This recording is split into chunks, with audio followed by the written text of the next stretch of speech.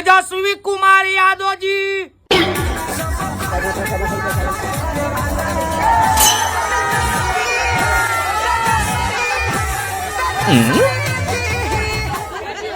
वाह भैया, रौरा नु गरीब कमसिया बानी महाराज। महाराज तो यहाँ के जमीन से जुड़ल आदमी है, गरीब के बड़ी सेवा करे। हाँ, सेवा तो करता, बहुत अच्छा इंसान। यहाँ के सरकार खोजता बिहार में। एकदम एकदम। प्रशांत किशोर चिराग पासवान जी।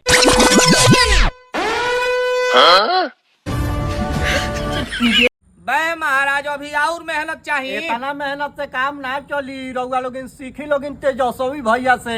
कितना हुआ के पुण्य का काम करी। बहुत मेहनती। तो अब की सरकार हो जाई तो बहुत बढ़िया रही। भगवान से दुआ करो। जोश तेजस्वी सरकार नौकरी बताता धाय बिहार में कोबो पलट जाए वाला पलटू राम नीतीश चाचा जी।